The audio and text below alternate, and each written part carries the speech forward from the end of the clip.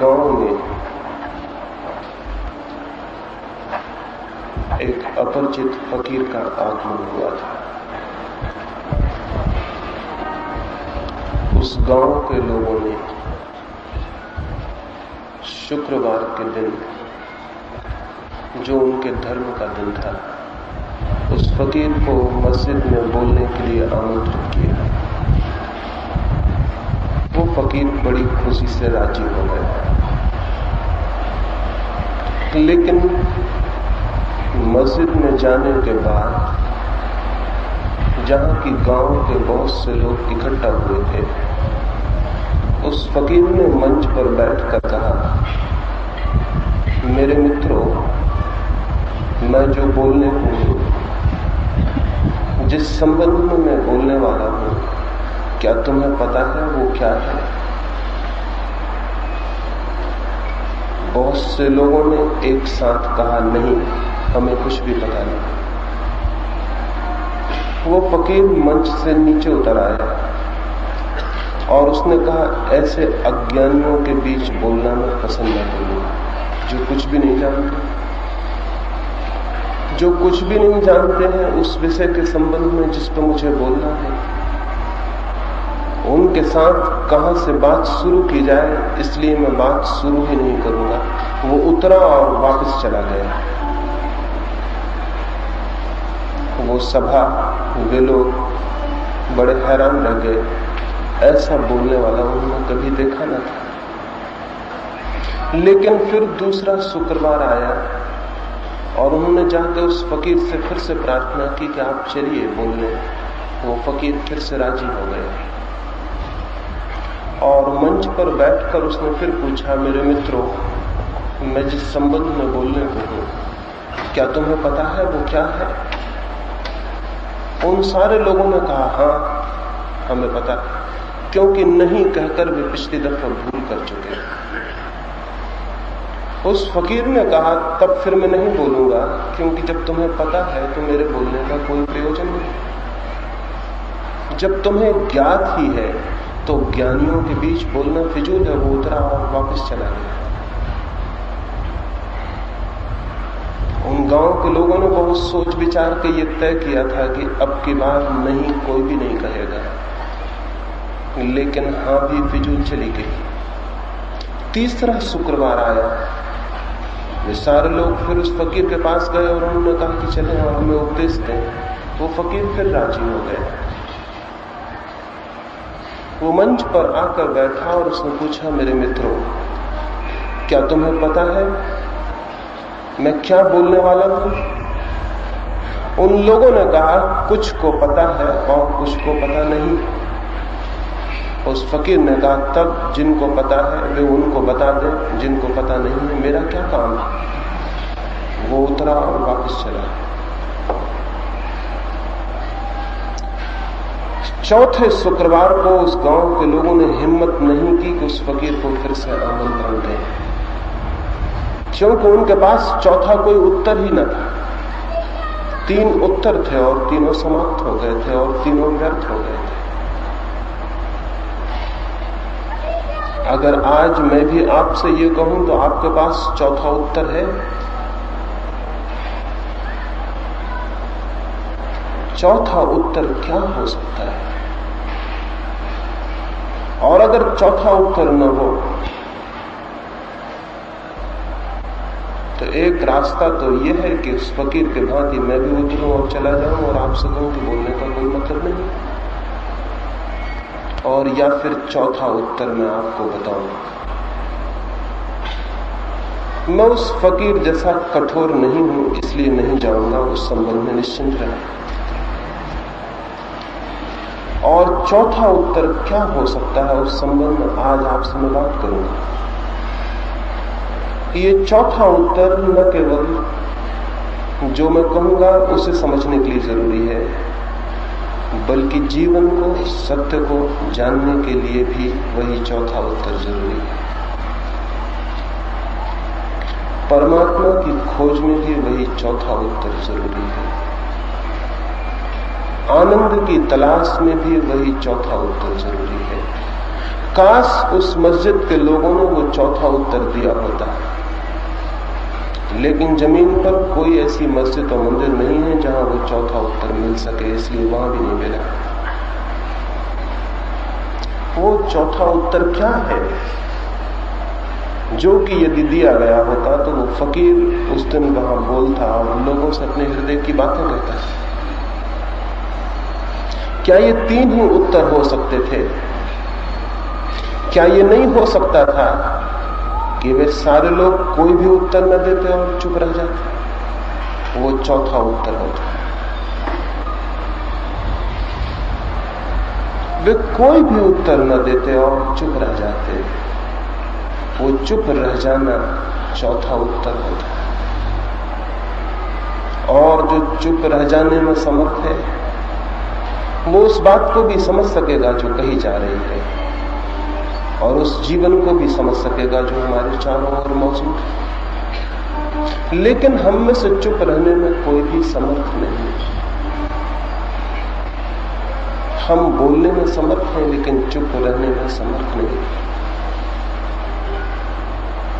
हम शब्दों के साथ खेलने में समर्थ हैं लेकिन मौन रह जाने में, और इसलिए शायद हम जीवन को गंवा देते हैं। जो जीवन हमारे चारों तरफ मौजूद है, चाहे उसे कोई परमात्मा कहे, और जो जीवन हमारे भीतर मौजूद है, चाहे कोई उसे आत्मा कहे, हम उस जीवन को जानने से वंचित रह जाते हैं क्योंकि हम चुप होने में समर्थ नहीं। जानने के लिए चाहिए साइलेंट माइंड, जानने के लिए चाहिए मौन, जानने के लिए चाहिए एक ऐसा मन जो बिल्कुल चुप हो सके। लेकिन हम बोलते हैं, जागते हैं तब भी और सोते हैं तब भी, किसी से बात करते हैं तब भी और नहीं बात करते हैं तब भी हमारे भीतर बोलना चल रहा है। ये जो चैटरिंग है, ये जो निरंतर बोलना है, ये जो निरंतर शब्द ही शब्द है,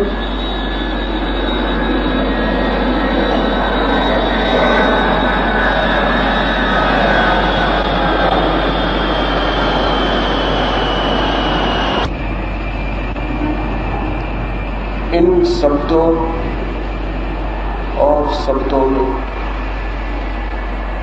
हमारा मन उस सामर्थ्य को खो देता है, उस शक्ति को खो देता है,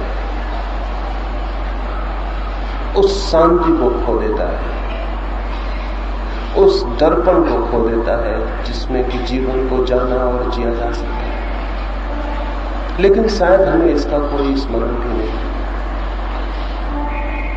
क्या कभी हमें ये ख्याल आया कि जैसे समुद्र लहरों से भरा हो, तूफान में हो, झील लहरों से भरी हो, आंधी आ गई हो, तो उस झील में फिर चांद दिखाई पड़ना बंद हो जाता है? क्या हमारे मन भी निरंतर आंधियों से भरे हुए नहीं? क्या निरंतर उनमें भी शब्दों की हवाएं और शब्दों के तूफान नहीं उठा करते? क्या कभी एक क्षण को भी वहां शांति होती है, सब मौन होता है? नहीं होता। और इसके कारण कुछ बात घटित हो जाती है जो हमारे और जीवन के बीच एक दीवार बन जाती है और हम जीवन को नहीं जान पाते। और फिर इसी मन को लेकर हम खोजने निकलते हैं, शास्त्रों में खोजते हैं। इसी मन को लेकर हम पहाड़ों पर जाते हैं, इसी मन को लेकर हम मंदिरों में जाते हैं। लेकिन मन हमारा यही है जो शब्दों से भरा हुआ है। और कभी हमें ये ख्याल भी पैदा नहीं होता कि ये मन जो इतना ज्यादा भरा हुआ है, इतना ज्यादा व्यस्त, इतना ऑक्युपाइड है, इतना शब्दों से दबा है, इतने शोरगुल से भरा है, ये क्या जानने में समर्थ हो सकता है? जानने के लिए इसके भीतर अवकाश कहां, स्पेस कहां, जगह कहां, स्थान कहां जहां कोई नया सत्य प्रवेश कर सके, कोई नई बात सुनी जा सके, कोई नया तथ्य देखा जा सके? जगह कहां है? मन खाली कहां है? मन है भरा हुआ। उस फकीर ने यही उन लोगों से पूछा था, और उनमें से एक भी व्यक्ति इस बात की गवाही न दे सका कि वो चुप होने में समर्थ है, मौन रह जाने में समर्थ है।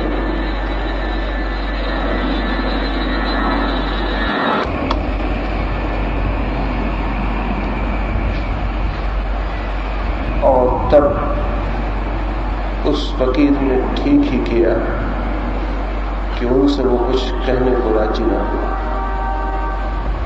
उसका कहा हुआ व्यर्थ होता है, वहां सुनने वाला कोई मौजूद ही नहीं था। आप यहां मौजूद हैं, लेकिन केवल वही सुन पाएगा जो चुप होगा, मौन होगा। और जो अपने भीतर बोल रहा है वो कैसे सुन सकेगा? और जो अपने भीतर बातें कर रहा है उसके भीतर कोई दूसरे शब्द कैसे पहुंच पाएंगे? इस साइलेंस एक शांति, चौथा उत्तर है, वो कैसे हमारे भीतर पैदा हो सकता है, उसकी मैं आज आपसे बात करूंगा। इसके पहले कि मैं इस संबंध में कुछ कहूं कि हमारे भीतर मौन कैसे पैदा हो सकता है, जो कि सत्य को जानने का द्वार है और मार्ग है, ये जान लेना जरूरी होगा कि हमारे भीतर इतने शब्द कैसे इकट्ठे हो गए। शायद इस बात को जानने से ही कितने शब्द हमारे भीतर कैसे इकट्ठे हो गए हम उन्हें निकालने में भी समर्थ हो जाएं। पहली बात, शब्द इकट्ठे हुए नहीं हैं, हमने उन्हें इकट्ठा किया है। क्योंकि अगर वे इकट्ठे हुए होते तो हम उन्हें दूर भी नहीं कर सकते थे।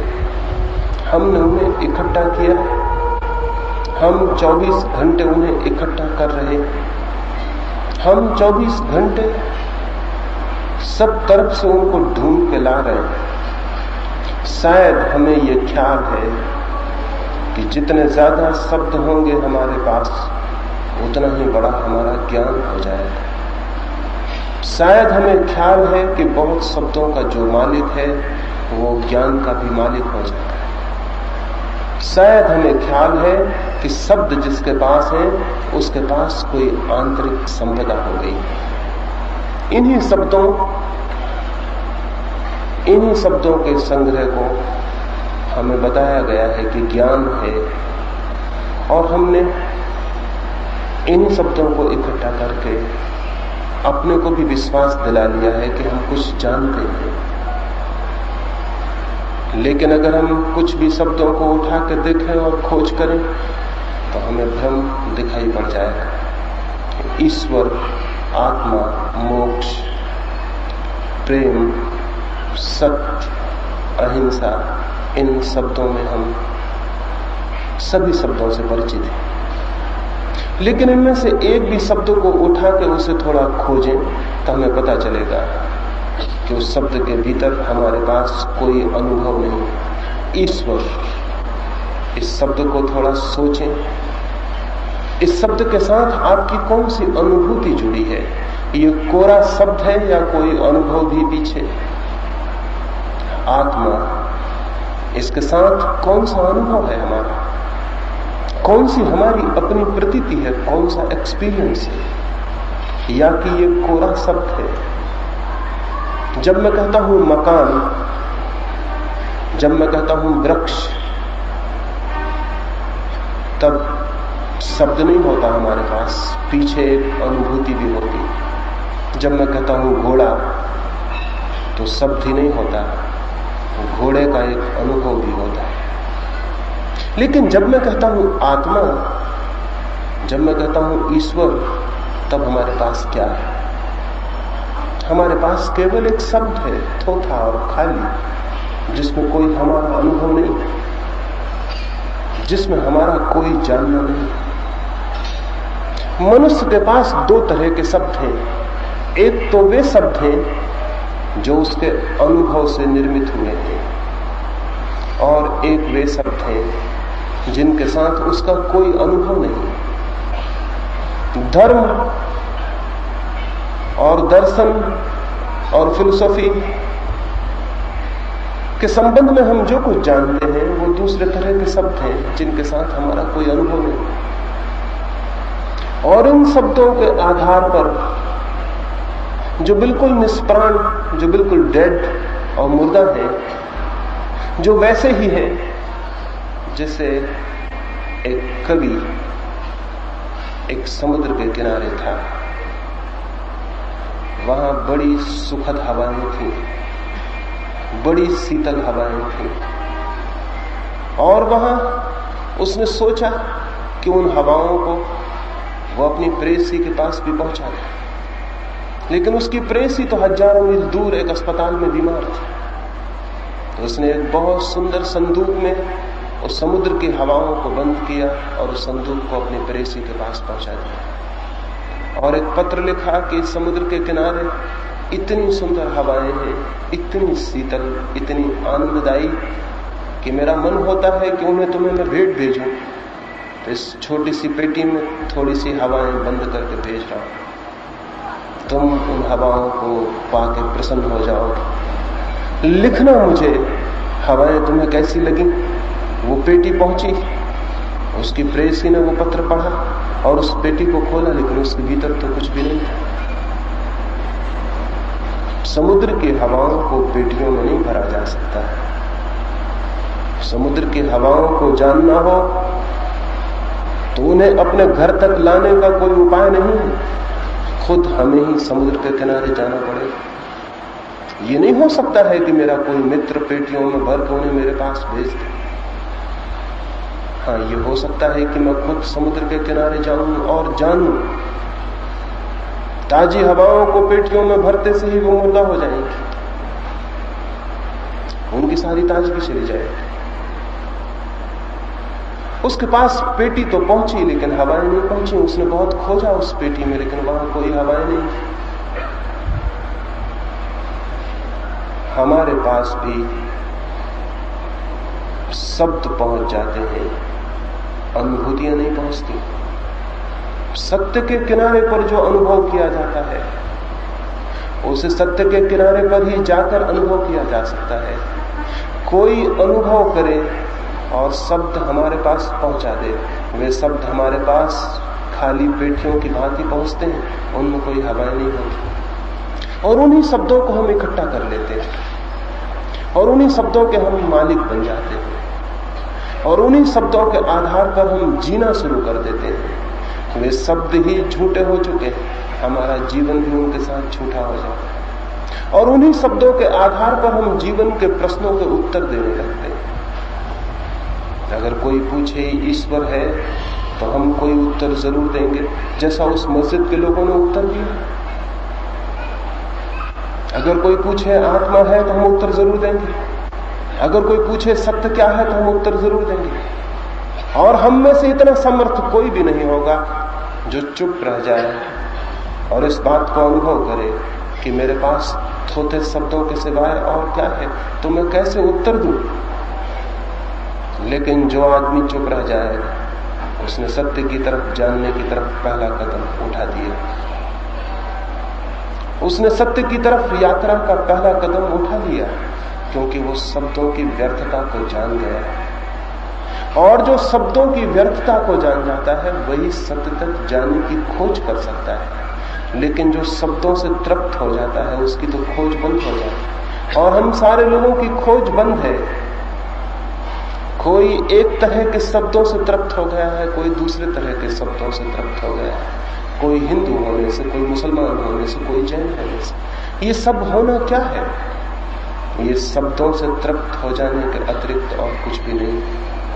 हमने कुछ उत्तर स्वीकार कर लिए और जो आदमी कुछ उत्तर स्वीकार कर लेता है उसका मन मुर्दा हो जाता है, उसकी खोज बंद हो जाती है। मुर्दा मन शब्दों से भरा हुआ होता है, ताजा मन शब्दों से नहीं, जिज्ञासा से, इंक्वायरी से। मुर्दा मन का लक्षण है उसके पास सब उत्तर बंधे हुए तैयार होते हैं, जीवित मन का लक्षण है।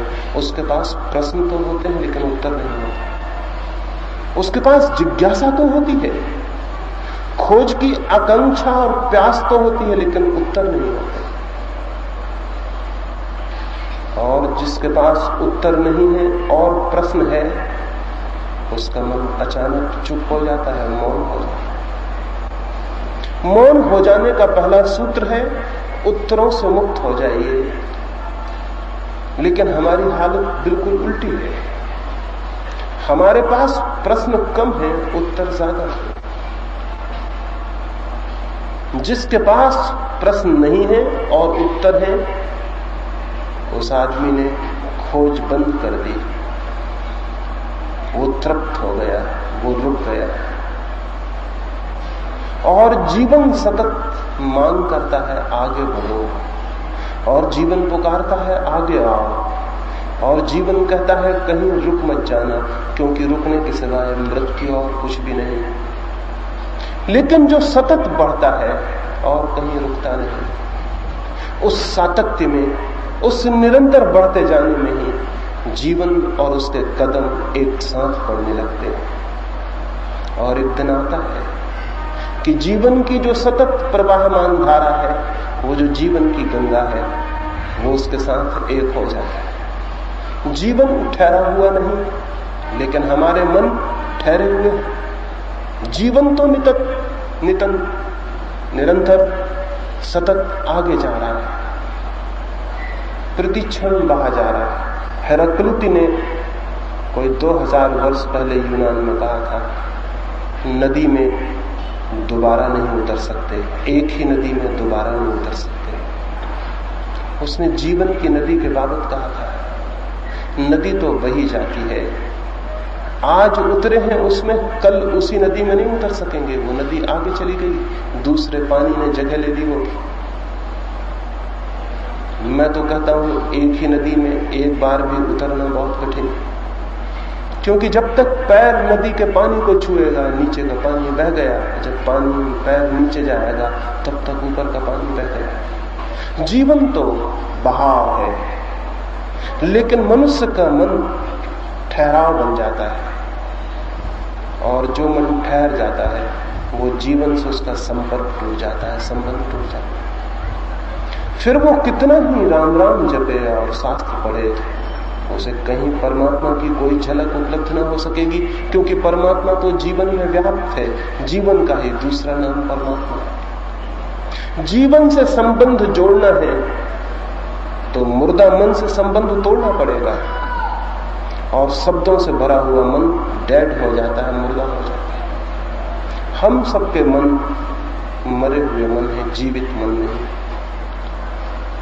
जीवित मन के लिए चाहिए जहां जहां मन ठहर गया हो, वहां वहां से हम मन को मुक्त कर लें। जहां जहां मन रुक गया हो, वहां वहां से हम उसे छोड़ दें। जिन जिन किनारों को उसने जोर से पकड़ लिया हो, उन किनारों को हम छोड़ दें, ताकि बहाव पैदा हो सके, ताकि मन भी गति पा सके, डायनेमिक हो सके, डेड न रह जाए, परिवर्तन पा सके, प्रवाह पा सके। जितना प्रवाह मन में आएगा, उतना ही मन शांत होता जाएगा। मन की ये जो अशांति है, ये इसीलिए है कि मन को हम रोक के बंद किए हुए हैं और सारा जीवन बहा जा रहा है। मन तड़फ रहा है मुक्त होने को, लेकिन हम उसे बांधे हुए हैं। मन स्वतंत्र होने को पीड़ित है और हम उसे बांधे हुए हैं। और बांधे हुए हम किस चीज से? कोई लोहे की जंजीरें नहीं, शब्दों की जंजीरें। और शब्द इतनी अद्भुत जंजीर बन जाते हैं कि आंखें बंद हो जाती हैं, कान बंद हो जाते हैं, हृदय बंद हो जाता है। एक शब्द सब कुछ बंद कर सकता है। हिंदुस्तान में 4000 5000 वर्षों से हम करोड़ों शूद्रों को सता रहे हैं, परेशान कर रहे हैं। क्यों? एक शब्द हमने ईजाद कर लिया, शूद्र। बस एक शब्द ईजाद कर लिया, शूद्र, और कुछ लोगों पर हमने चिपका दिया कि ये शूद्र हैं। फिर हमारी आंखें बंद हो गई, फिर हम उनके कष्ट नहीं देख सके, क्योंकि शूद्र दरवाजा बंद हो गया। फिर हम उनकी पीड़ाएं अनुभव नहीं कर सके, फिर हमारा हृदय उनके प्रति प्रेम से प्रवाहित नहीं हो सका। एक शब्द हमने चिपका दिया, शूद्र, एक ईजाद कर लिया शब्द, और उस शब्द के आधार पर हम 5000 साल से करोड़ करोड़ लोगों को परेशान कर रहे हैं। और हमें ये ख्याल भी पैदा नहीं हुआ कि हम ये क्या कर रहे हैं। इसलिए ख्याल पैदा नहीं हुआ क्योंकि जिसे हमने शूद्र कह दिया वो हमारे लिए मनुष्य ही नहीं रह गया, उसका मनुष्यों से कोई संबंध नहीं रह गया। एक शब्द खड़ा हो गया शूद्र, और मनुष्य अलग हो गए। वो ठीक हमारे जैसा व्यक्ति दूसरी तरफ मनुष्यों के बाहर हो गया। अगर उसने वेद की ऋचाएं सुन ली तो हमने उसके कान में शीशा पिघलवा के भरवा दिया, क्योंकि वो सुनने का हकदार न था, वो शूद्र था। हमें ये ख्याल भी न आया उसके भीतर भी हमारे जैसी एक आत्मा है जो सत्य की खोज करना चाहती है। और अगर उसने वेद को सुनने की हिम्मत की है, आकांक्षा की है, तो ये स्वागत के योग्य बात है। नहीं, ये हमें ख्याल नहीं आया। एक शब्द काफी था कि वो शूद्र है, और बात खत्म हो गई। हमारे कान बंद हो गए, हमारे प्राण बंद हो गए, हमारे हृदय बंद हो गए। हमने हजारों शब्द ईजाद कर लिए हैं और वो दीवार की तरह खड़े हुए हैं। मैं एक घर में मेहमान था, उस घर के लोगों ने मेरे साथ बहुत अच्छा व्यवहार किया। वे मुझे बड़े प्रेम से 2 दिन अपने घर में रखे। चलने के कोई 2 घंटे पहले उस घर के मालिक ने मुझसे पूछा, आपकी जाति क्या है? उन्हें मेरी जाति का कोई पता नहीं था, और मेरी कोई जाति है भी नहीं। पता हो तो कैसे हो? तो मैंने उनसे मजाक में कहा कि आप खुद ही सोचें कि मेरी जाति क्या हो सकती है।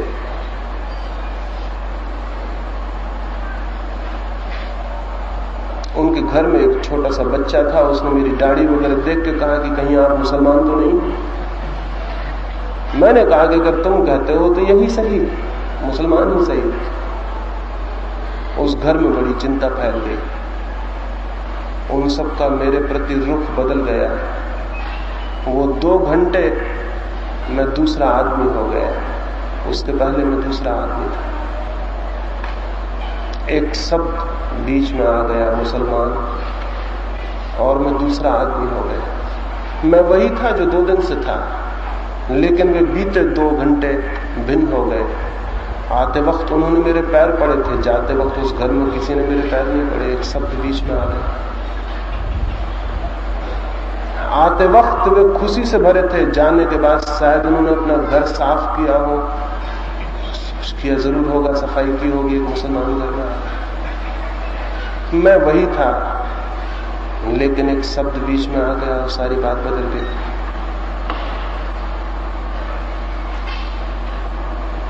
हमने न मालूम कितने शब्द खड़े किए हुए हैं जो दीवार की तरह एक दूसरे मनुष्य को अलग कर रहे हैं, और मनुष्य को ही अलग नहीं कर रहे हैं, हमारी आंखों को भी अंधा कर रहे हैं, हमारे प्राणों को भी बहरा कर रहे हैं, हमारी संवेदनशीलता को तोड़ रहे हैं। जर्मनी में हिटलर ने कोई 20 लाख यहूदियों की हत्या करवाई। कौन लोगों ने हत्या की? वे लोग कोई बहुत बुरे लोग हैं? वे हम जैसे ही लोग हैं। 500 यहूदी रोज नियमित हत्या किए जाते रहे। कौन लोग हत्या कर रहे थे उनकी? वे कोई पागल हैं? उनके दिमाग खराब है? या कि वे कोई दैत्य हैं, राक्षस हैं? नहीं, हमारे जैसे लोग हैं। सब बातें हमारी जैसी हैं, लेकिन एक शब्द यहूदी, और उस शब्द के साथ उनके प्राण पागल हो गए, और उन्होंने वो किया जो आदमी को करने में जरा भी शोभा नहीं देता। हमने अपने मुल्क में क्या किया? हिंदुओं ने मुसलमानों के साथ क्या किया? मुसलमानों ने हिंदुओं के साथ क्या किया? छोड़ दें हिंदू मुसलमान की बात। महाराष्ट्रियन गुजराती के साथ क्या कर सकता है? गुजराती महाराष्ट्रियन के साथ क्या कर सकता है? हिंदी बोलने वाला गैर हिंदी बोलने वाले के साथ क्या कर सकता है? गैर हिंदी बोलने वाला हिंदी बोलने के वाले के साथ क्या कर सकता है? कुछ शब्द, और उन शब्दों में जहर भरा जा सकता है। और हमारे प्राण बिल्कुल ही पागल हो सकते हैं। ऐसे बहुत से शब्दों की दीवार हमने खड़ी कर ली। इन शब्दों की दीवारों में जो घिरा है वो आदमी कभी भी धार्मिक नहीं हो सकता। शब्दों से मुक्त होना चाहिए।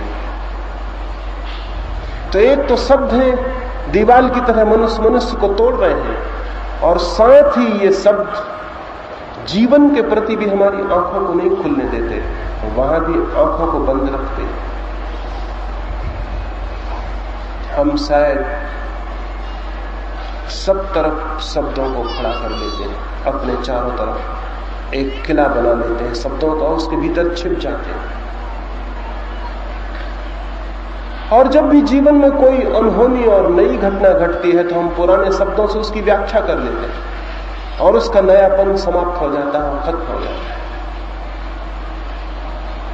ये जो हमारी स्थिति है ये हमें चुप नहीं होने देती, मौन नहीं होने देती, ताजा नहीं होने देती। वो जो मस्तिष्क है उसको फ्रेश और नया नहीं होने देती।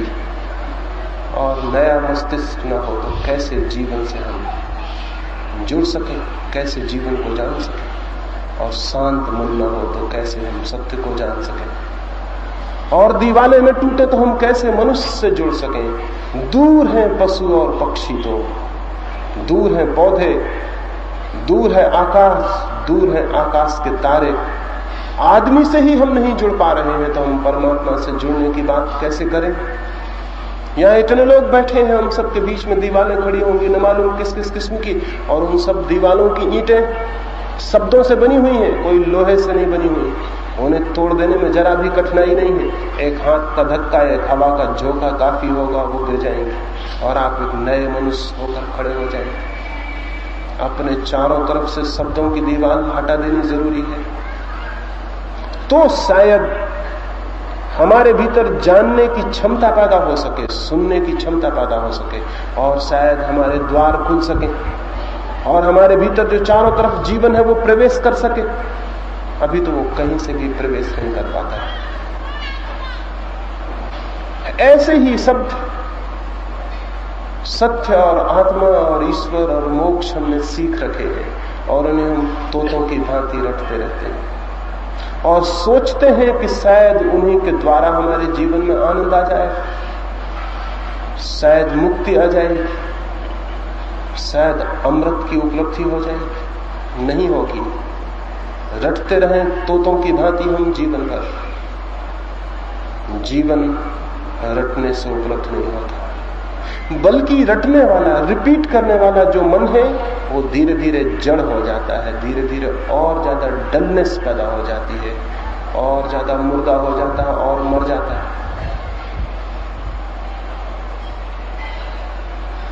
क्या करें, कैसे ये दीवार टूट जाए? पहली बात,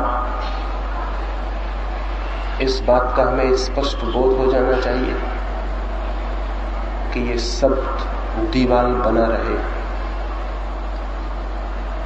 क्योंकि अगर कोई आदमी कारागृह में बंद हो, जेल में बंद हो, और उसे ये भी पता ना हो कि वो जेल में बंद है, तो वो छूटने का उपाय ही नहीं करेगा। अगर उसे ये भी पता ना हो कि मैं जेल के भीतर बंद हूं, तो छूटने का सवाल ही नहीं है। मुक्ति के प्रयास का प्रयत्न भी नहीं होगा, प्रश्न भी नहीं होगा। कारागृह से छूटने के लिए पहली बात तो जरूरी है कि वो जान ले कि मैं कारागृह में बंद हूं। अगर ये अनुभव में आ जाए कि मैं कारागृह में बंद हूं, तो जिन दीवालों को उसने कल तक सजाया था और चित्र लगाए थे और फूल लगाए थे, वो दीवालें उसे शत्रु की भांति मालूम होने लगी। वो उनकी सजावट बंद कर देगा और उनको तोड़ने का उपाय करेगा।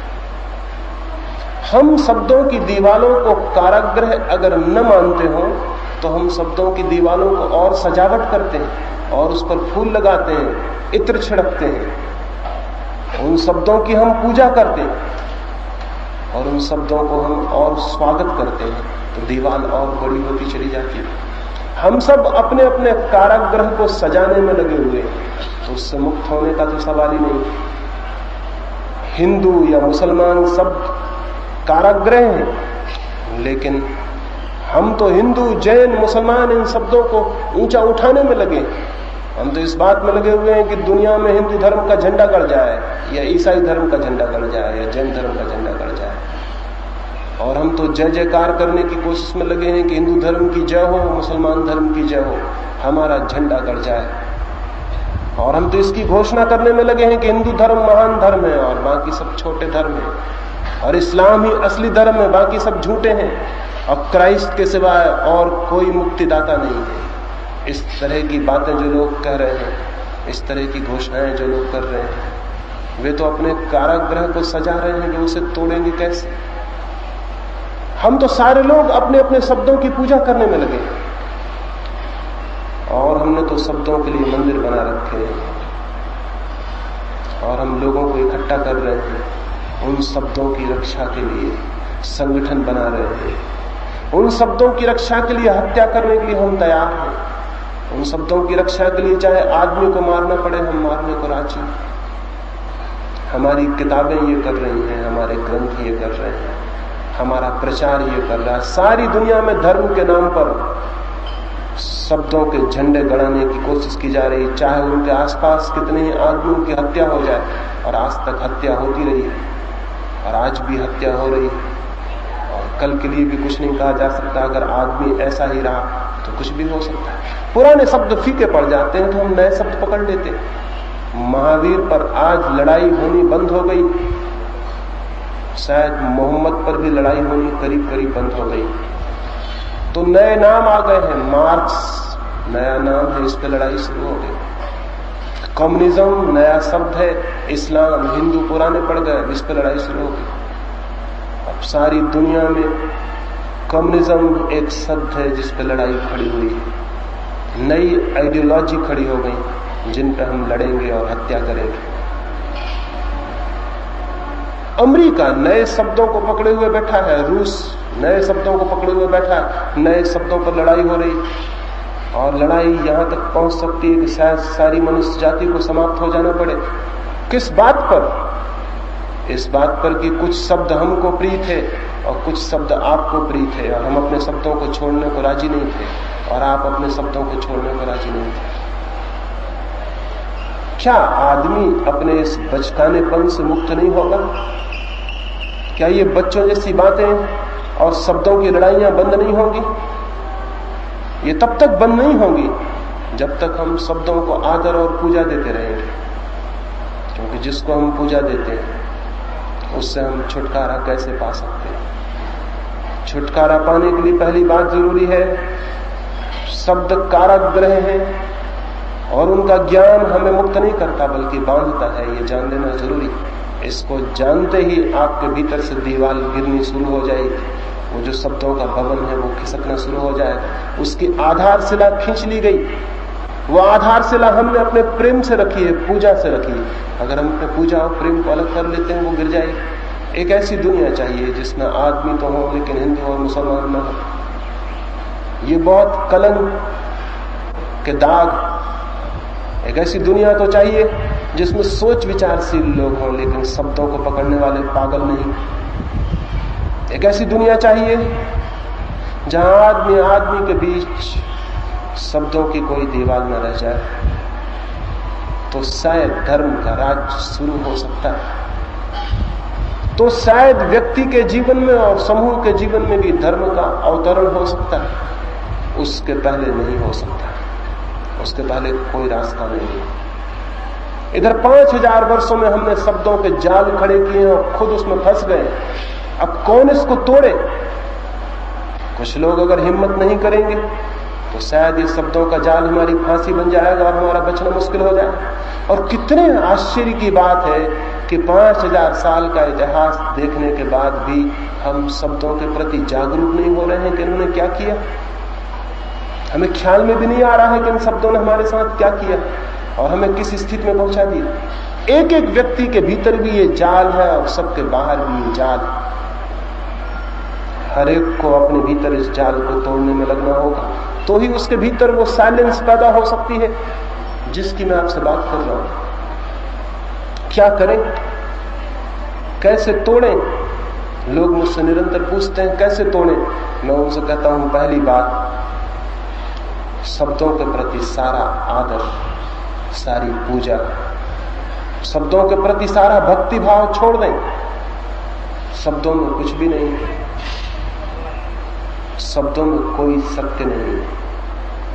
सत्य तो वही अनुभव होता है जहां सारे शब्द छूट जाते हैं।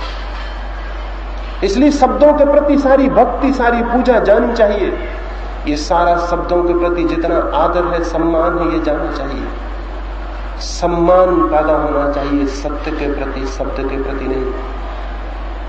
और जिसको सत्य के प्रति सम्मान पैदा होगा वो न तो हिंदू रह जाएगा, न मुसलमान, न जैन, न बौद्ध, न ईसाई, न पारसी।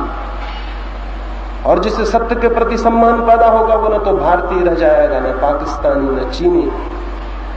जिससे सत्य के प्रति सम्मान पैदा होगा उसके जीवन से सारी सीमाएं गिर जाएंगी, क्योंकि सब सीमाएं शब्दों ने पैदा की हैं। सत्य की कोई सीमा नहीं, सत्य असीम है, सत्य की कोई सीमा नहीं। सत्य का कोई देश, कोई जाति, कोई धर्म नहीं। सत्य का कोई मंदिर, कोई मस्जिद नहीं। सत्य तो है पूरा जीवन, विराट जीवन। सभी कुछ जो चारों तरफ मौजूद है वो सभी सत्य है। तो उस विराट और असीम से मिलने के लिए भीतर भी असीम मन चाहिए। सीमित और क्षुद्र मन, ये जो नैरो माइंड है, ये जो छोटा सा मन है, ये काम नहीं कर सकेगा। विराट को पाने के लिए इसे भी विराट होना पड़ेगा। लेकिन हम ईश्वर को खोजने निकल पड़ते हैं, इसकी बिल्कुल भी खोज नहीं करते। हमारा ये मन कितना क्षुद्र है। एक फकीर के पास एक युवक गया और उस युवक ने कहा, मैं ईश्वर को, मैं सत्य को खोजने आया, क्या आप मुझे कोई मार्ग बता सकेंगे? वो फकीर बोला, इसके पहले कि मैं तुम्हें कुछ कहूं, मेरे साथ कुएं पर आओ। वो कुएं पर पानी भरने जा रहा था।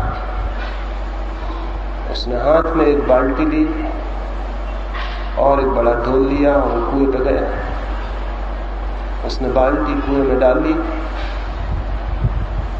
खींची, और वो युवक खड़ा हुआ देखता रहा। बाल्टी खींच के उसने उस बड़े ड्रम में, जिसे वो अपने साथ लाया था, उसमें पानी डाला, लेकिन ड्रम के नीचे कोई बॉटम नहीं था, उसके नीचे कोई पैंदी नहीं थी। पानी जमीन पर बह गया। उसने दूसरी बाल्टी खींची, वो भी डाली। वो लड़के का संयम टूट गया। उसने 1, 2, 3 बाल्टियां बहते देखी। चौथी बाल्टी को उसने कहा, महानुभाव, आप भी आश्चर्यजनक मालूम पड़ते हैं। जिस ढोल में आप पानी भर रहे हैं उसमें नीचे कोई पैंदी नहीं है और पानी बहा जा रहा है। जिंदगी भर भी पानी भरते रहिए तो भी पानी भरेगा नहीं। उस फकीर ने कहा, मेरे मित्र, मुझे ढोल की पैंदी से क्या मतलब? मुझे पानी भरना है तो मैं ढोल के गले पर आंखें गड़ाए हुए हूं। जब गले तक पानी आ जाएगा तो मैं समझ लूंगा पानी भर गया। पैंदी से मुझे क्या लेना देना? युवक बहुत हैरान हुआ इस उत्तर से। उस दिन चला गया, लेकिन रात उसने सोचा कि जो बात मुझे दिखाई पड़ रही थी, सीधी और साफ बात थी, अंधे आदमी को भी पता चल जाती कि उस ढोल में पैंदी नहीं थी, वो उस फकीर को नहीं दिखाई पड़ी। ये बड़े आश्चर्य की बात है, इसमें जरूर कुछ न कुछ रहस्य होना चाहिए। जो मुझे दिखाई पड़ रहा था उसे क्यों दिखाई नहीं पड़ेगा?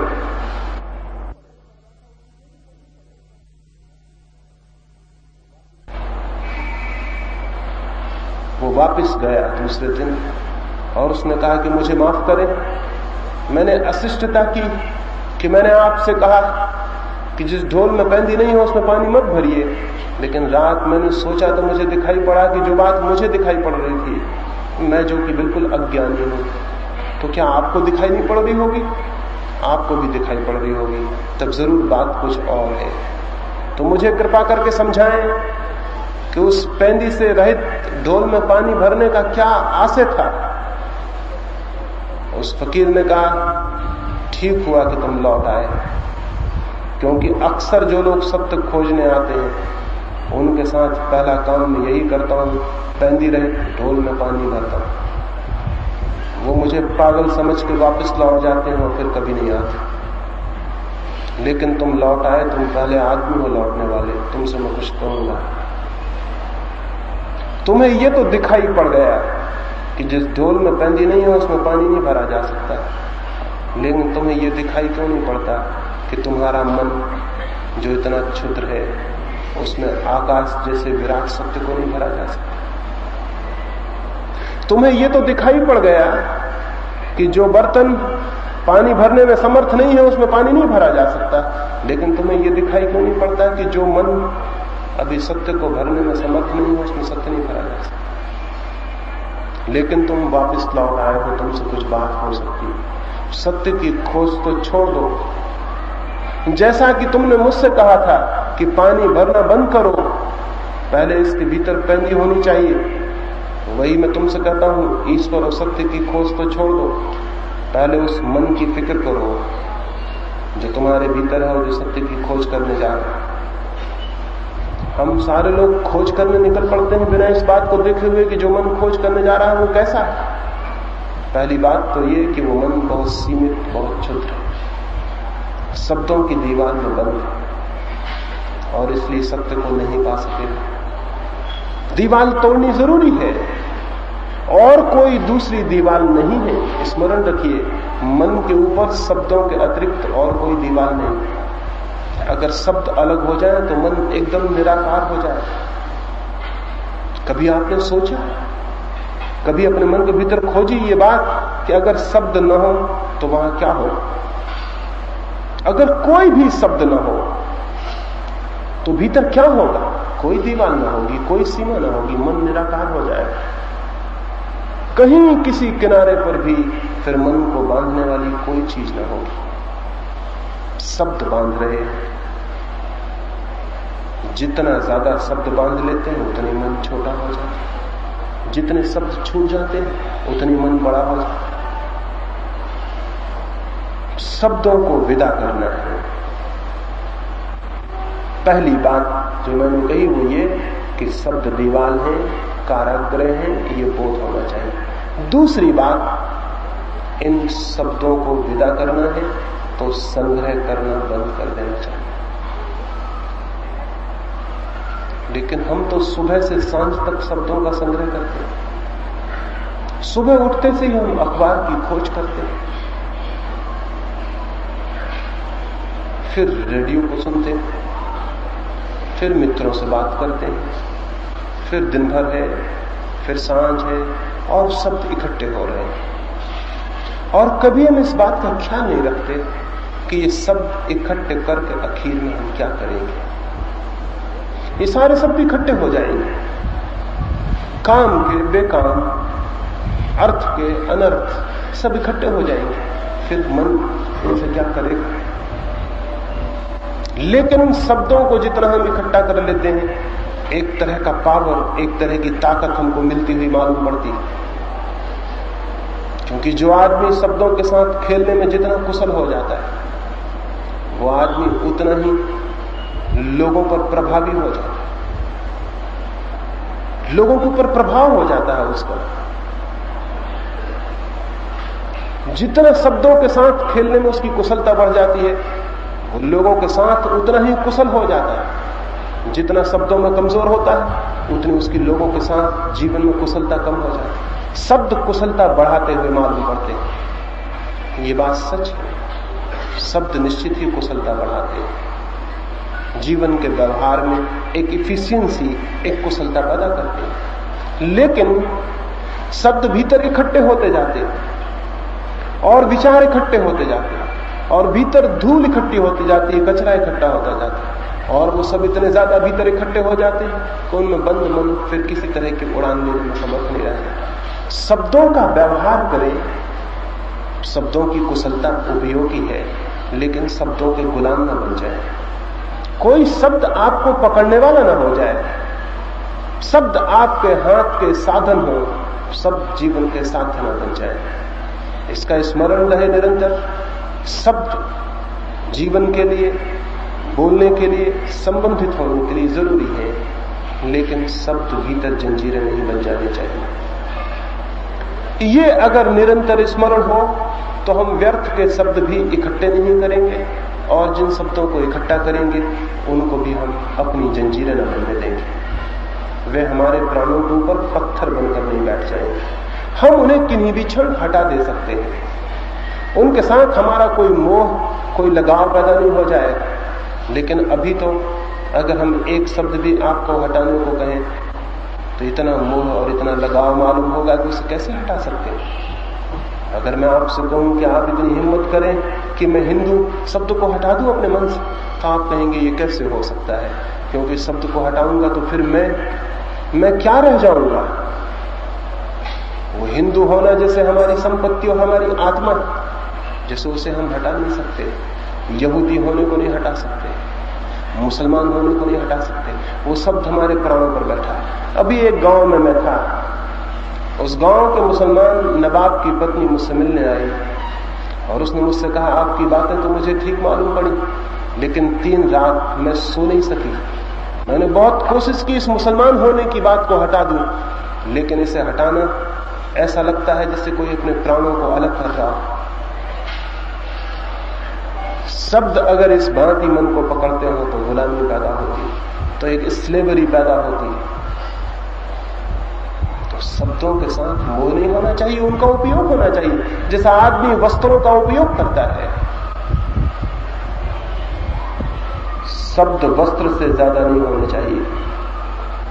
उनके साथ कोई मोह, कोई लगाव, कोई आसक्ति, उनके साथ प्राणों का कोई गहरा संबंध बनाना एक गुलामी को निर्मित करना है।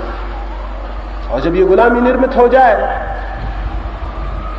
तो फिर हम अपने ही हाथ से पैदा किए हुए जाल में फंस जाते हैं, जिसके बाहर निकलना कठिन होता है। मैंने उस महिला को कहा कि अगर तुम्हारी इतनी भी सामर्थ्य नहीं है कि तुम एक शब्द को अपने से मुक्त कर सको, तो फिर क्या तुम सोचती हो कि ये मन जो इतना कमजोर और गुलाम है, क्या ये मन ईश्वर को जान सकेगा?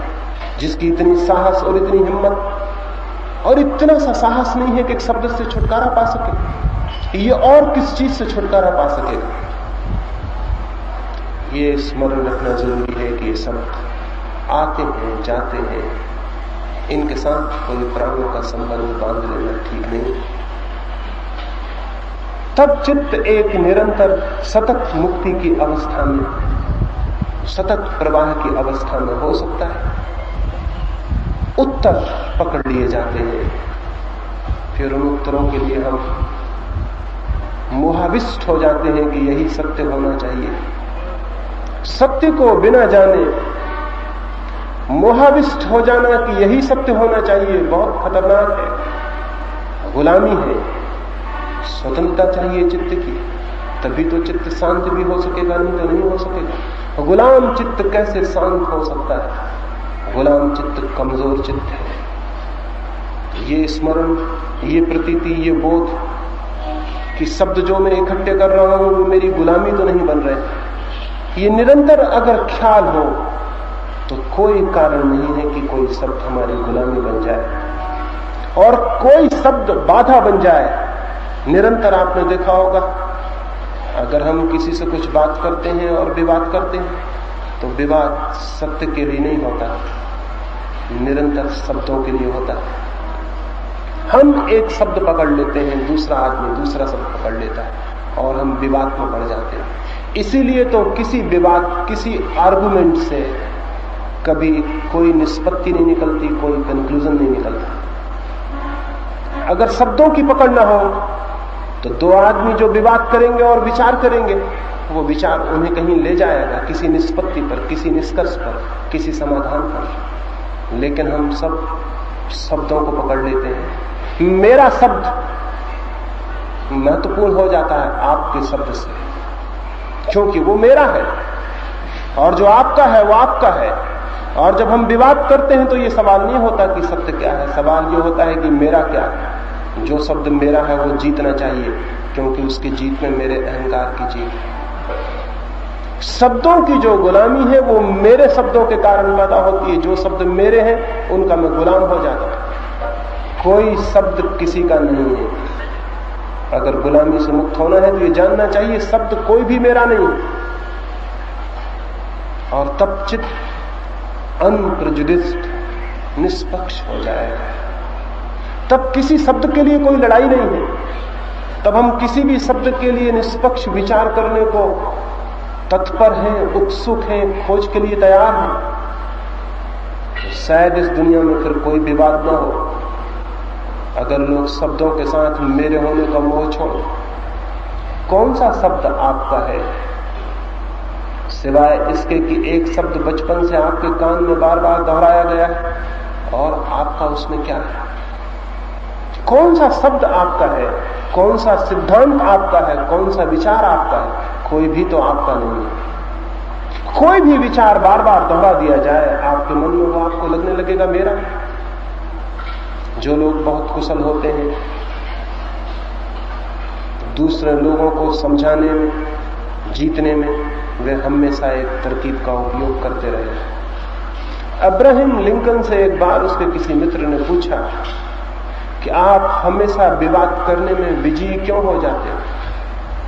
उसने कहा, मैं दूसरे आदमी को इस भांति का विश्वास दिलाने की कोशिश करता हूं कि जो मेरी मर्जी है वो उसकी ही मर्जी है। जो बात मुझे उसे मनवानी होती है, जिस बात के लिए मुझे उसे कन्विंस करवाना होता है, मैं इस भांति की कोशिश करता हूं जैसे कि वो उसकी ही मर्जी है। और जैसे ही उसे ये ख्याल पकड़ जाता है कि ये उसकी मर्जी है, मैं जीत जाता हूं, वो हार जाता है, हालांकि उसे लगता है कि वो जीता।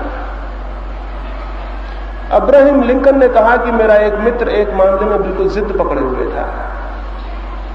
मैंने 8-10 दिन के लिए बात उस संबंध में करनी बंद कर दी। एक दिन रास्ते में चलते हुए मैंने उससे कहा कि मुझे ऐसा ख्याल आता है एक दिन तुमने ऐसी कोई बात कही थी, वो बात वही थी जो मुझे मनवानी थी, और ये बात बिल्कुल झूठ थी कि उसने कभी मुझसे उस बात को कहा। लेकिन मैंने उससे कहा कि मुझे ख्याल आता है कि कभी तुमने ऐसी कोई बात मुझसे कही थी। उसने कहा, मुझे तो ख्याल नहीं आता।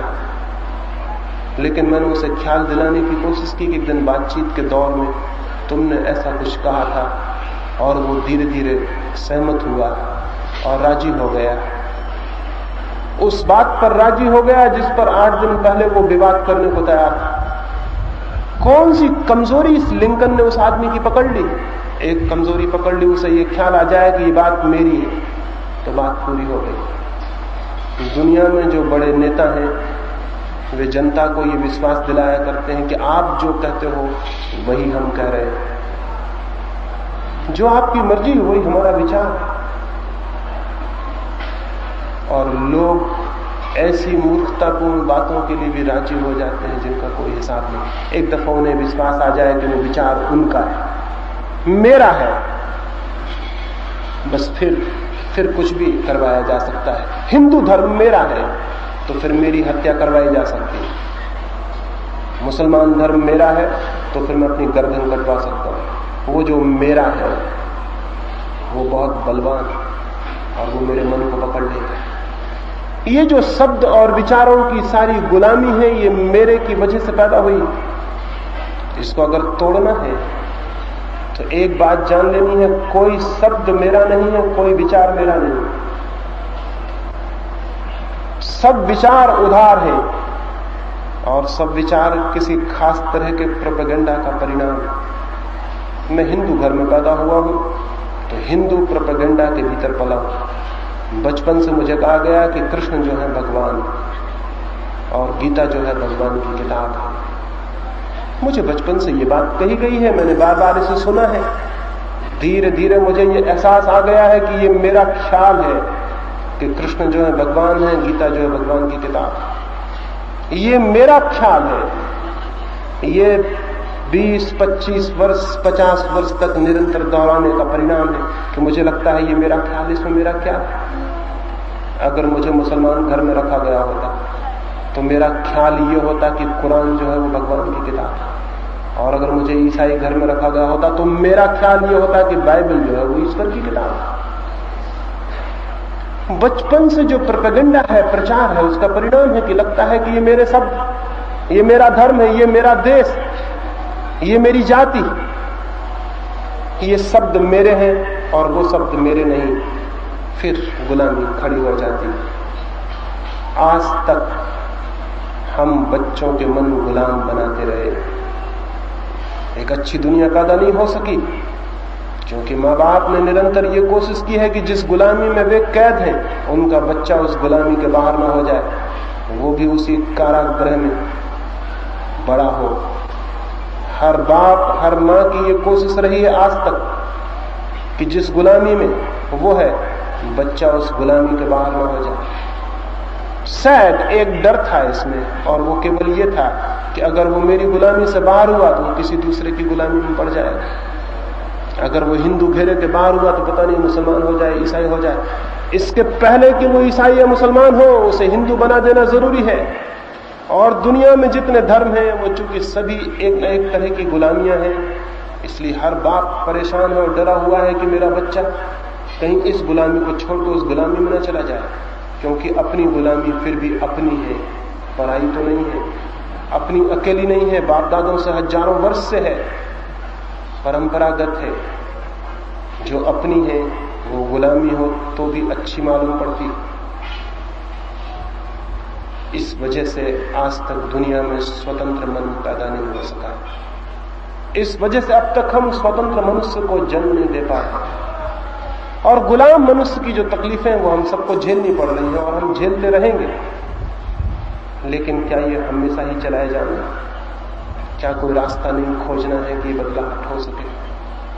क्या कोई फिक्र नहीं करनी है कि क्रांति आ सके और हम स्वतंत्र मनुष्य को जन्म दे सकें? लेकिन आप अपने बच्चों के लिए स्वतंत्रता के मार्गदर्शिता तभी हो सकेंगे जब आप स्वतंत्र हो जाएं। और स्वतंत्र होने के लिए जरूरी है, पहली बात, अपने मन से ये ख्याल अलग कर दें कि कोई विचार मेरा है। ये मेरे का ख्याल टूट जाए और आप पाएंगे आप एकदम निष्पक्ष हो गए, एकदम मुक्त हो गए। सारी जंजीरें जैसे टूट गई, सारी प्रेजुडिस, सारे पक्ष गिर गए। और अगर आप अपने बच्चों को भी इस निष्पक्ष चित्तता में विकसित कर सकें और उन्हें समझा सकें कि जो तुमने नहीं जाना है वो तुम्हारा नहीं, चाहे मैं कहूं, चाहे कोई भी कहे, चाहे हजारों साल की परंपरा कहे, लेकिन तुम किसी शब्द के और सिद्धांत के गुलाम मत हो जाना। तुम खोजना, तुम खुद खोज करना, तुम इंक्वायरी करना, अपने मन को ताजा रखना हमेशा खोजने के लिए।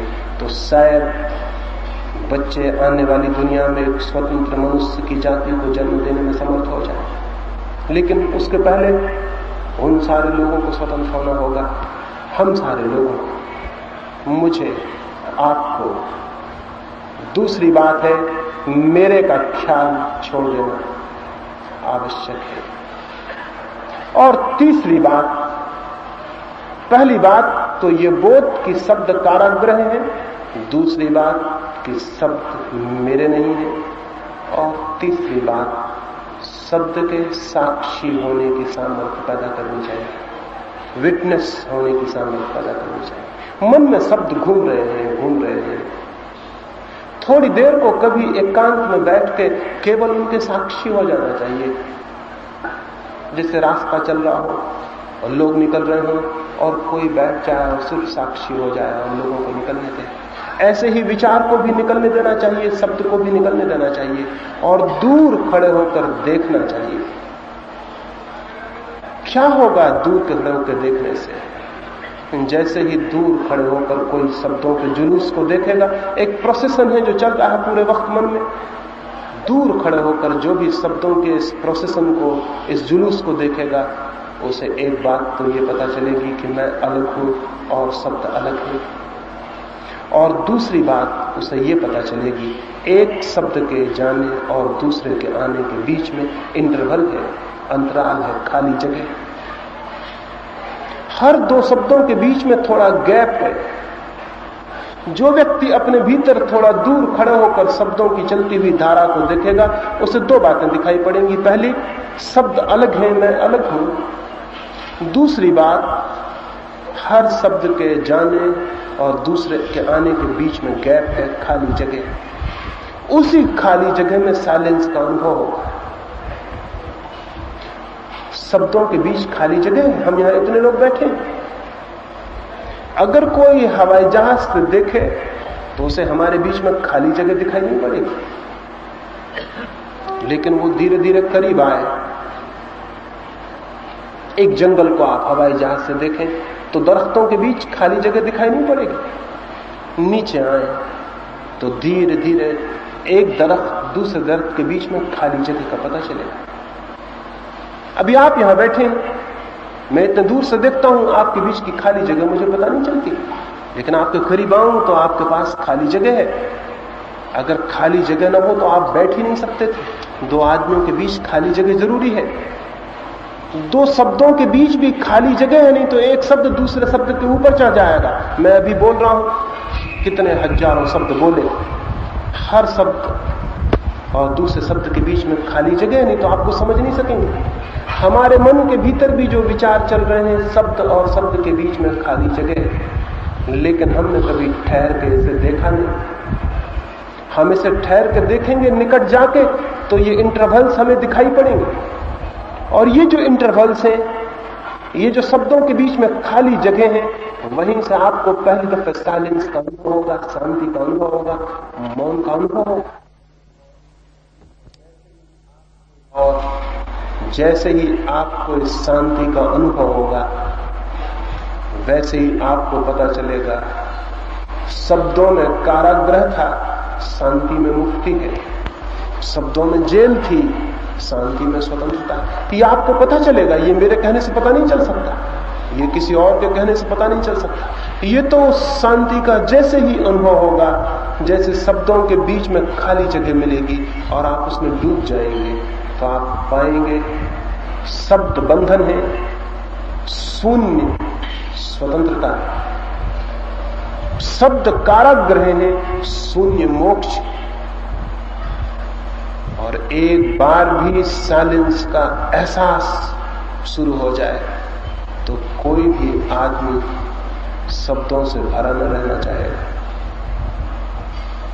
एक बच्चा पत्थर बीन रहा हो नदी के किनारे और उसे कोई हीरे जवाहरात देने वाला मिल जाए तो वो पत्थर फेंक देगा, हीरे जवाहरात पकड़ लेगा। आपको पता ही नहीं है कि साइलेंस क्या है, इसीलिए शब्दों से उलझे हुए हैं और परेशान। एक बार पता चल जाए, एक बार ये पता चल जाए कि क्या है शांति, क्या है मौन,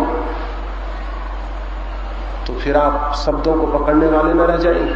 उसी दिन से आपकी जिंदगी में क्रांति हो जाएगी, आप दूसरे आदमी हो जाएंगे। लेकिन पता ही नहीं है, और कठिनाई यह है कि कोई दूसरा आपको बता नहीं सकता। खुद ही जानना होगा, खुद ही पहुंचना होगा। 3 सूत्र मैंने आपसे कहे। पहली बात, शब्द कारागृह है, इसका अनुभव। दूसरी बात, शब्द मेरे नहीं है, इसका अनुभव। तीसरी बात, शब्दों के बीच में खाली जगह है, इसका अनुभव। ये तीसरी बात सर्वाधिक महत्वपूर्ण है। पहली 2 बातें उसकी भूमिका है, तीसरी बात महत्वपूर्ण है। थोड़ी देर कभी रात बिस्तर पर पड़े हुए शब्दों के साक्षी मात्र रह जाए, मन में चल रही है उनकी धाराएं, चुपचाप आंख बंद करके अंधेरे में उनको देखते रहे, क्या हो रहा है, कौन से विचार चल रहे हैं। उन्हें जाने दें, रोकना नहीं है, छेड़ना नहीं है, चलने दें, सिर्फ देखें। दूर जैसे खड़े हैं और देख रहे हैं, अपने आप बीच की खाली जगह दिखाई पड़नी शुरू हो जाएगी। और रोज रोज जितना ये साक्षी होने का क्रम गहरा होगा, खाली जगह बड़ी होती जाएगी। जैसे जैसे आप देखने में समर्थ हो जाएंगे अपने भीतर, उतने उतने बड़े गैप्स, उतनी उतनी खाली जगह पैदा हो जाएगी। एक क्षण आएगा, शब्द नहीं होगा, फिर शब्द आएगा। धीरे धीरे कई क्षण बीत जाएंगे, शब्द नहीं होंगे। धीरे धीरे वक्त आएगा, घड़ियां बीत जाएंगी और शब्द नहीं होंगे। और जब शब्द नहीं होंगे तो कौन होगा, क्या होगा? जब शब्द नहीं होंगे तो मन की सारी क्षुद्रता टूट जाएगी, सारी दीवारें टूट जाएगी। रह जाएगा मन जिसकी कोई सीमा नहीं, उसी मन का नाम आत्मा है जिसकी कोई सीमा नहीं। रह जाएगा मन जिस पर कोई दीवार नहीं, उसी मन का नाम परमात्मा है जिसकी कोई दीवार नहीं। रह जाएगा एक विराट चैतन्य जो मुझ में सीमित नहीं है, जो सब में व्याप्त है और सब में फैला हुआ है। उसकी जो प्रतीति है वही आनंद है, वही सत्य है, वही अमृत। एक छोटी सी कहानी में मैं अपनी चर्चा को पूरा किया।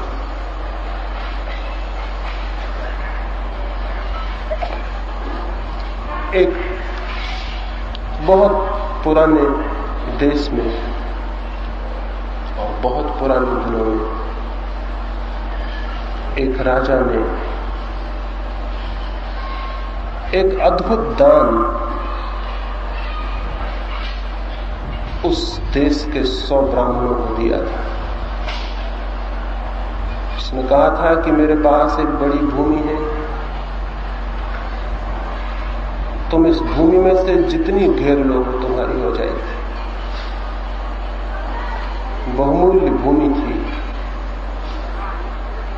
राजा ने अपने जन्मदिन के उत्सव में देश के 100 बड़े ब्राह्मणों को बांट देनी चाहिए थी। वे ब्राह्मण तो खुशी से नाच उठे। एक ही शर्त थी, जो जितनी उस जमीन को घेर लेगा, जितनी बड़ी दीवार बना लेगा जमीन पर, वो जमीन उसकी हो जाएगी। अब सवाल यही था कि कौन कितनी बड़ी बना ले। ब्राह्मणों ने अपने घर द्वार बेच दिए, अपने कपड़े भी बेच दिए, एक एक लंगोटियां भर बचा ली, क्योंकि सस्ते में बहुत बहुमूल्य जमीन मिलती थी। और उन्होंने दीवारें बनाई और जितनी जो जमीन घेर सकता था उसने घेर ली। इस घेरने में एक और आकर्षण था।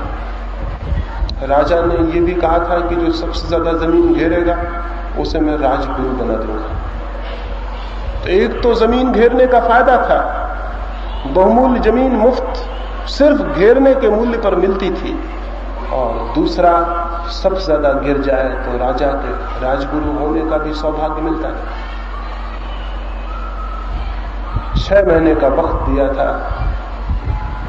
फिर 6 महीने के बाद राजा गया और उन ब्राह्मणों से कहा, मैं खुश हूं कि तुमने काफी जमीनें घेरी, अब मैं पूछने आया हूं कि सबसे ज्यादा जमीन का घेरा किसका है। एक ब्राह्मण खड़ा हुआ और उसने कहा कि इसके पहले कि कोई कुछ कहे, मैं दावा करता हूं कि मेरा ही घेरा सबसे बड़ा है। सारे ब्राह्मण हंसने लगे, राजा भी हंसा, क्योंकि वो गांव का दरिद्रतम ब्राह्मण था और किसी को भी ये आशा नहीं थी कि उसने बड़ा घेरा बनाया हो। और ब्राह्मणों को तो भली भांति पता था कि उसने छोटा सा घेरा बनाया है, कुछ थोड़ी सी लकड़ी वगैरह लगा के थोड़ी सी जमीन घेरी। लेकिन जब दावा किया गया था तो निरीक्षण के लिए राजा को जाना पड़ा। वे 100 ब्राह्मण भी गए। वहां जाके पहले ही सबको शक हुआ था कि मालूम होता है उसका दिमाग खराब हो गया है, क्योंकि लोगों ने तो मीलों लंबे जमीन के टुकड़े घेर लिए थे। वहां जाके तो निश्चय हो गया कि वो पागल हो गया।